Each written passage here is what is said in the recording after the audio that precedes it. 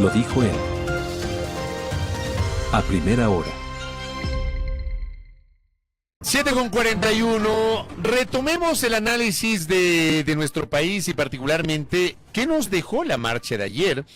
Porque claro, ayer comenzábamos con Pedro Donoso en este espacio y Pedro decía que obviamente él manejaba hipótesis, pero no tenía una certeza de las razones de esa marcha. Al final esa marcha, como lo expresé en el comentario, me parece a mí, nos dio luces al menos sobre tres cosas. Yo pienso, sí creo que fue una demostración de fuerza del gobierno frente al declive de su calificación, aunque sigue siendo alta la calificación que tiene el presidente. Luego hay un declive, revisando obviamente las tendencias de las últimas encuestas. Luego, evidentemente, los cuestionamientos a la Corte Constitucional tratando de trasladarse la responsabilidad de la crisis de seguridad. Y después presionar a la Corte para que la Corte disponga y califique positivamente la vía de las enmiendas para las nuevas preguntas que ha planteado el presidente de la República. Pero acudamos a un especialista, el consultor político Osvaldo Moreno está conectado con nosotros vía telemática. Osvaldo, un abrazo a la distancia de parte de mi compañera Andrea Orbe y quien habla Fabricio Vela. Buen día, Osvaldo. Buenos días, Osvaldo. Buenos días, querido Fabricio, un saludo acá desde tu tierra. Y un gran saludo a la contertulia también, a la orden. Gracias, Osvaldo. ¿Qué nos dejó la marcha de ayer? ¿Qué nos dejó esta acción del presidente Noboa en la ciudad de Guayaquil, Osvaldo? Bueno, hay un punto para mí de partida, ¿no? En principio, si a mí alguien me pregunta, el presidente convoca una marcha por su derecho a marchar, créame que yo sería de los primeros que estaría en primera fila respaldándolo, ¿no? Creo que cualquier ecuatoriano, sea quien sea, desde el más poderoso, si lo llamamos así, o el más humilde de la patria, tiene ese derecho a manifestarse, igual que en Azuay por el agua, por educación de los estudiantes, etcétera. En lo que yo no coincido, o no coincidí en principio, porque no es la primera marcha, fue en la causa, ¿no? Digamos, marchar, ahí no lo acompañaría, ¿no? Marchar por efectos de que ahora el causante de la, digamos, de la inseguridad ya no es la poca ejecución presupuestaria de la seguridad, etcétera, etcétera, sino un organismo de control o un organismo del cual no tienes control, que es la Corte Constitucional. Entonces, en principio, el hecho de marchar me parece interesante, es su derecho, pero ya las causas. Ahora, con respecto a lo que pasó ayer en Guayaquil, coincidimos, estamos sintonizados entre usted, el señor Donoso y nosotros. Yo coincido que es una forma quizás de probar el músculo, de querer probar la calle, pero hay un detalle que a veces se le pasa por alto a los políticos y a los asesores a veces les es complicado explicárselos. Hay algo que se llama pueblo organizado generalmente. Y mucha gente escuchaba o leía en las redes o escuchaba a colegas o amigos o a ciudadanos me decían, mira, tal vez quiera parecerse a Nebot, a Correa, pero Nebot y Correa, con todas sus virtudes y defectos, tenían un tema interesante que era el sustento de gestión. Digamos, lo que los amparaba era su gestión en determinados temas que los evaluaban bien. En este caso, me parece más que era un tema partidista. Hay que ser también honestos intelectualmente. La gente ya no sale a marchas políticas per se. Tal vez sí, por causas puntuales, por hechos, no sé, la paz en Palestina, se me ocurre, la legalización del aborto o no legalizar el aborto, depende. La calle es muy amplia, pero este tipo de marchas proselitistas, políticas, no suelen ser de la mayoría del agrado de la gente en general, no porque quieran o no al presidente, sin perjuicio de la popularidad que vamos a conversar. Entonces, en ese sentido, coincido con Don Oso y con usted. Me parece que era un tema de pronto se interpreté mal, un tema de probar la calle, de probar el músculo, de pasar lista a las filas, pero ya vemos usted la respuesta. Incluso veía medios que me sorprendieron, algunos medios tradicionales que han estado respaldando, cuestionando la validez, la asistencia, y sumado a eso un discurso muy corto, pero bueno, esa ya es una característica per se del presidente de la República. Buenos días, les saluda Andrea Orbe. Y entonces, ¿cómo cala esto en la ciudadanía? Es decir, ¿realmente esta marcha lo que deja es hablar de la marcha del apoyo del presidente y también esta contraposición que ha hecho el mismo presidente a través de sus redes sociales de miren mi marcha, miren la marcha de la oposición, tal? ¿Eso cala realmente en la ciudadanía? ¿La ciudadanía está hablando de eso? A ver, ahí usted dijo algo muy interesante que es de analizarlo, ¿no? Y trataré de ser lo más corto, coloquial y no profundizar tanto. A ver, lo que usted dice es correcto, pero claro, no es lo mismo marchar desde la oposición que hacerlo desde el aparato oficial o desde el ejercicio de gobierno per se, ¿no? Entonces, hacer esa analogía, mira, yo tuve más gente, mira, había gente que cuestionaba la presencia de autos oficiales. Aparte que hay una situación particularmente espantosa en la ciudad de Guayaquil, y se lo voy a comentar. Por ejemplo, en la ciudad de Guayaquil, o mejor dicho, en el Ecuador, este primer semestre, cerramos el primer semestre con una media de sobre las 50 muertes violentas. De pronto me corrigen ustedes, más o menos 50 muertes violentas. Creo que son 52 o 50, pero en todo caso 50 muertes violentas. Es la media por cada 100.000 habitantes, ¿no?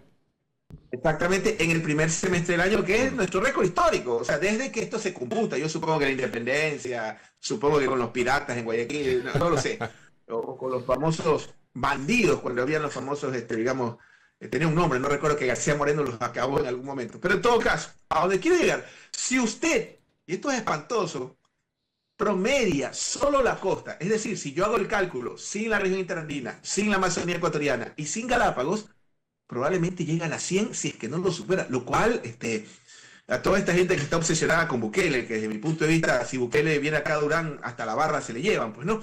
En todo caso, El Salvador de Bukele tenía 35 muertes violentas por cada 100.000 habitantes.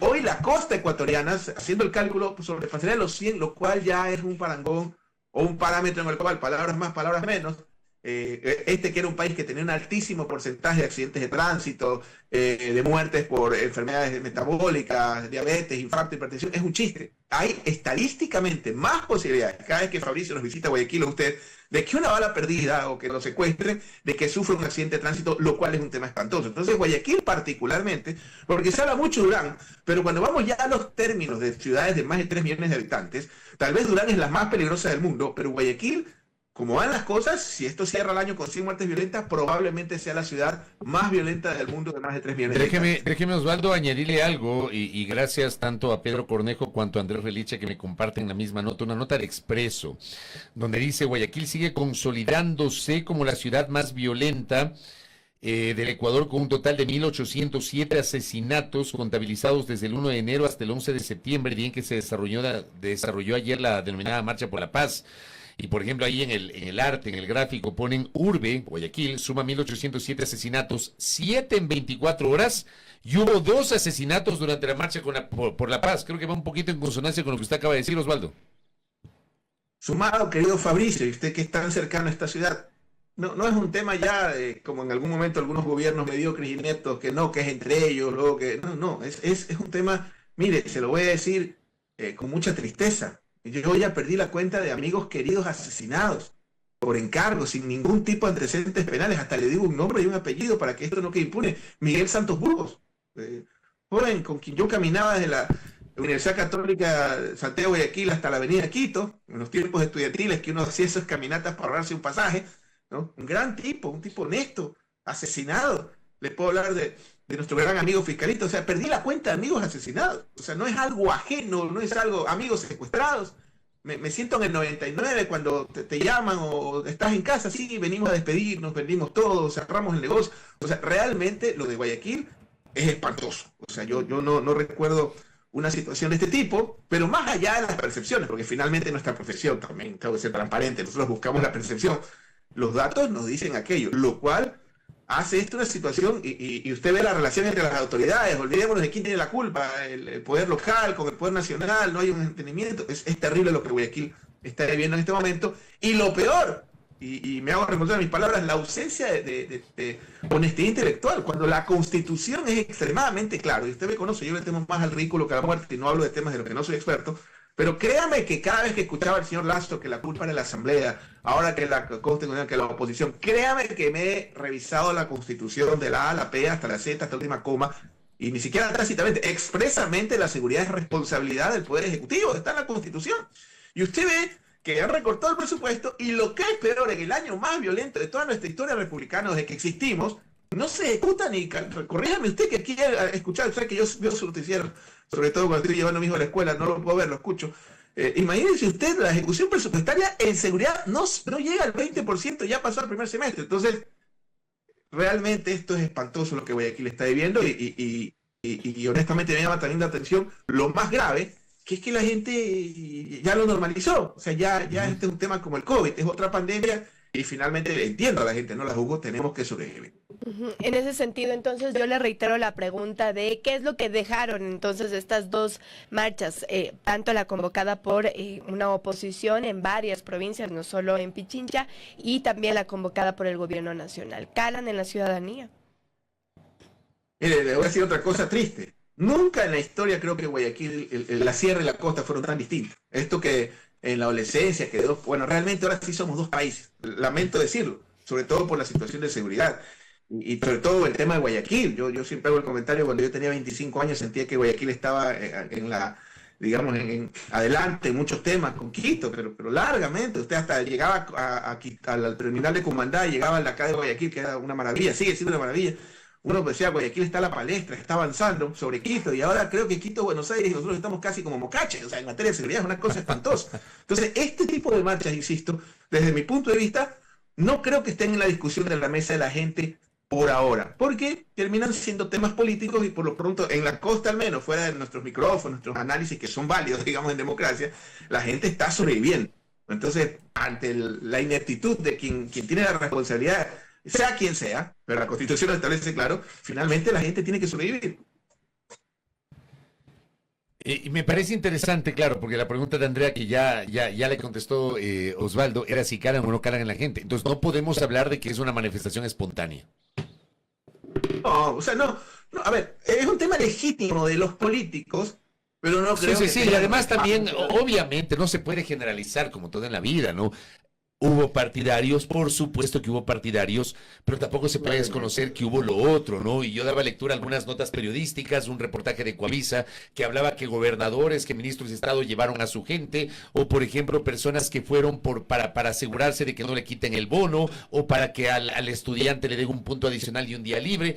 Eso también pasó y hay algunas referencias periodísticas, no de medios considerados de oposición, ya publicaron en sus diferentes plataformas este tipo de particularidades que también hubo en la marcha de ayer. A ver, la respuesta, si me permite, querido Fabricio. ¿La gente se vuelca o se volcó a las calles? No en cualquier protesta, no. Ahora, que el presidente está probando su músculo, su capacidad de movilización o de sus cuadros, o no lo sé, porque no termino de definir ADN, no sé si es un partido. Ahora, ojo, más que efectivamente el sistema de partidos del Ecuador per se es un problema. Pero en todo caso, insisto, fue más un tema de movilizar y de probar la calle un poco con sus propias filas, más que un evento donde se haya volcado masivamente. Ahora, en contrapartida, porque se vio ayer también una marcha de los sindicatos, de las organizaciones sociales. Yo le pregunto a usted si siente que hay un debilitamiento de los sectores sociales o por ahí tal vez empiezan a sacar la cabeza, Osvaldo. Mire, los espacios en política nunca siempre suelen ser ocupados, no tardan en llenarse.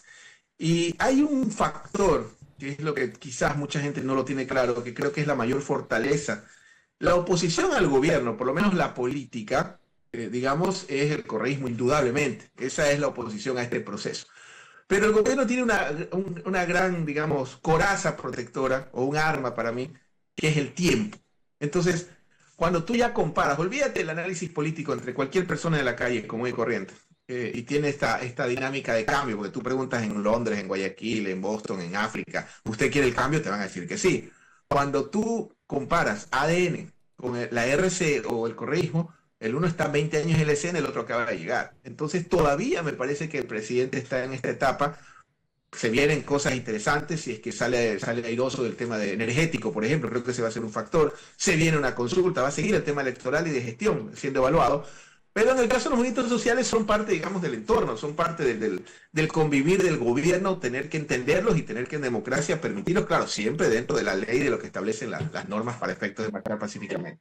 Pero no hay. La pregunta es, ¿hay alguna figura o un ISA, incluso a ISA, yo no lo veo a ISA como un gran protagonista opositor por el momento. No veo una figura, digamos, más allá de Rafael Correa del correísmo, una figura que surja como la oposición al señor Noboa.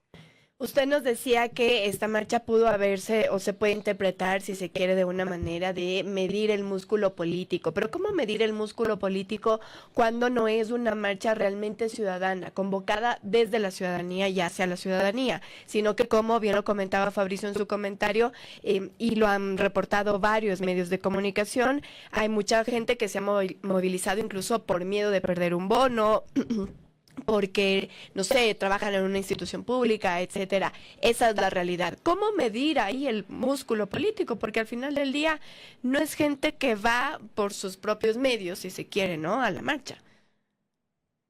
Como le comentaba, señorita periodista, hace un momento, es un músculo de sus filas, es un músculo a la interna. Digamos, está probando las lealtades, los motores, la capacidad de movilización de sus propias filas. A eso me refiero. Un tema más al interno, es más un movimiento partidista que tiene en este momento el aparato, digamos, que está en el poder, pero insisto, una marcha masiva, popular, donde el pueblo se volcó a las calles. Yo creo que la gente está más preocupada de la espantosa inseguridad que vivimos, o por ejemplo, de que hoy en día estamos comiendo los verdes. Vaya usted a un restaurante en Guayaquil y ya el verde salió del menú. Ya usted ve un verde y se toma un selfie con un verde, porque hoy en día un verde está sobrepasando los 40 centavos, y el verde es parte y Fabricio lo sabe, usted también, es parte de nuestra cultura. Claro, pero resulta que el otro día una intendenta en un mercado dijo que había control sobre el verde, y resulta que la colega periodista había atestiguado que el verde también está sobre las nubes. Oye, Osvaldo, en medio de todo esto, por supuesto, esta marcha ocurre luego de que se difunden algunos estudios de campo, algunas encuestas. El presidente sigue con unas cifras interesantes, pero la tendencia no, entiendo que es la tendencia la que le genera preocupación al presidente. Me gustaría un análisis sobre eso, y también qué pasa con otras figuras políticas del país, no sé si de Quito tiene alguna data, o de Guayaquil, de la provincia del Guayas. ¿Cómo está este panorama, Osvaldo? Bueno, por lo que he visto, incluso usted invitó a un encuestador, vi la semana pasada alguien que analizaba estudios de opinión. A ver, le voy a comentar un poco lo que yo he visto el último año, por lo menos a nivel local y a nivel nacional un poco. La popularidad del presidente efectivamente era muy alta a nivel nacional, pero los últimos 2 meses, no solo por estudios que vi aquí, en diferentes estudios, lo que pude analizar era que había un bajón. Ahora, hay que tener algo claro. En la gestión, los parámetros de medir o de evaluar son diferentes a los del tema electoral, que es lo que le quiero decir. Como todo el mundo quiere ser el Bukele de Atún, antes todo el mundo quería ser Obama, luego quería ser Lula, ahora todos quieren ser el Bukele de Atuntaque, el Bukele de Durán, el Bukele de Guayaquil, de Quito, etcétera, etcétera. Entonces, esas cifras que tiene Bukele de popularidad, o que tuvo Correa en su momento, Danilo Medina en República Dominicana, son atípicas, pero en la gestión lo que se supone que debe sostenerse es sobre un 50%. Vi cifras del presidente de la República, especialmente a nivel de Guayas y Pichincha, hablemos de Guayas, que había bajado prácticamente a un 48-50%, lo cual obviamente hay una tendencia a la baja. Es complicado decir si esto se va a sostener, no se va a sostener, por elementos como el que le decía, la crisis energética, por elementos como, por ejemplo, la famosa consulta, finalmente qué le aprueba la Corte Constitucional, algunas preguntas por lo que escucho a expertos. Y ya en la evaluación local, a mí me llamó la atención del estudio que la semana pasada incluso me llegó al WhatsApp. Me llamó la atención que al menos en la provincia del Guayas, las autoridades mejor evaluadas eran la prefecta de la provincia y el presidente de la asamblea. Y me llamó la atención por 2 factores. Primero, porque la evaluación de la asamblea subió, creo que estaba, no recuerdo la cifra, sobre el 30%. Claro, en términos generales uno dice es baja, pero la evaluación histórica era del 6%, 4%, llegó hasta el 2% en su debido momento, ¿no? Entonces me llamó la atención el tema de Olsen, que tenía una aceptación bastante personal, con un nivel de conciencia no tan alto. O sea, ahí creo que hay un perfil interesante, vamos cómo le va.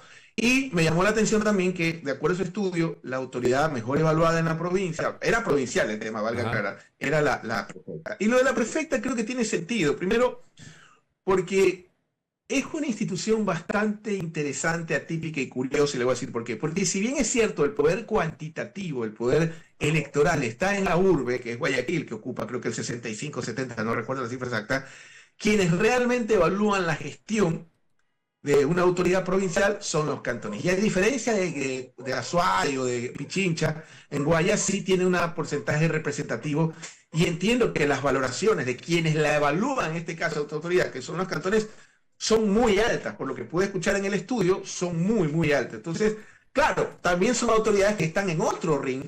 Habría que evaluar cómo la disputa del alcalde y del presidente, el tema de seguridad, etcétera, etcétera.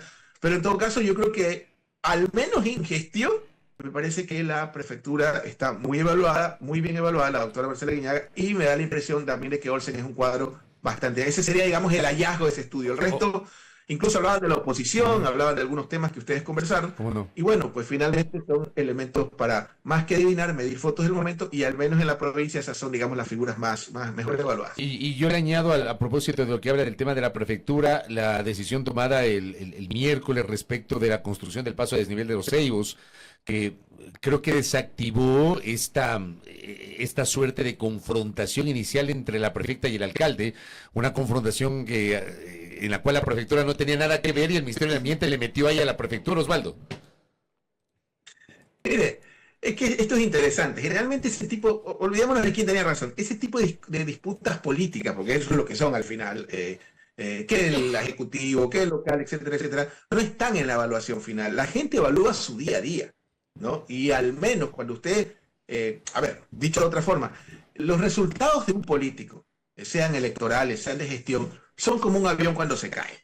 Un avión no se cae la mañana, digamos, o la noche que se cae. Hay una serie de eventos que hacen que el avión tenga el accidente. Lo mismo en la gestión. Yo creía que ese es un factor, desde mi punto de vista, obviamente, que no creo que esté en la mesa de la discusión ciudadana, sino los resultados en la gestión. Y al menos en la gestión, digamos, como tal, de esta autoridad, me da la impresión de que tiene parámetros muy óptimos. Creo, corrígeme, que era sobre el 60%, lo cual me parece súper interesante porque ahora, claro, Jairala tenía 80 en su momento. Ya va a depender cómo se sostiene en el tiempo y finalmente qué decisiones políticas tome esta autoridad, porque una cosa es la gestión, que debería ser lo más importante, claro, y otra cosa son los extremos políticos, que el movimiento, que la disputa, pero al menos per se autoridad tiene evaluaciones muy interesantes. Y volviendo a hablar de las marchas, hay una marcha convocada en Cuenca la próxima semana sobre el tema de Quimsacocha, una marcha que en principio parecería ser ciudadana, y digo en principio porque esperemos que luego no veamos que sea algo partidista, ¿verdad? Pero en todo caso, ¿qué expectativas cree usted de que puede haber para esta marcha que está convocada para la próxima semana? Mire, qué pregunta tan interesante, y le voy a decir por qué. Bueno, es de conocimiento público. Yo trabajo procesos electorales. He trabajado los últimos 15 años, casi 20, no, 16 años. He trabajado en todos los procesos electorales en la provincia de Azuay, tanto de prefectura como alcaldía. Y si hay un tema sensible en el Azuay en general, es el tema del agua. ¿Sí? Entonces a mí me sorprende, obviamente esta es mi opinión, que no haya un asesor, un asistente, un auxiliar, no sé, alguien que le hable al presidente cerca y le explique el tema del agua en Azuay. Y claro, si por ahí sale un genio y dice, no, es que el Azuay electoralmente no es una plaza muy grande, no es un tema. Las cosas en política, ese es el otro gran problema, es verlas solo a nivel cuantitativo. Las cosas hay que analizarlas de lo cualitativo. Primero, ¿qué representa el Azuay, el austroecuatoriano? ¿Qué representa Cuenca? Yo no he visto gobierno que funcione sin cuencanos, y es más, hay gobiernos que se caen por los cuencanos. Acordémonos de Velasco Ibarra, si no me equivoco, corrígame Fabricio, 71, 61. Siempre confundo porque mi padre en esa época trabajaba en Cuenca para el gobierno y tuvo que seguir huyendo con todos los velasquistas.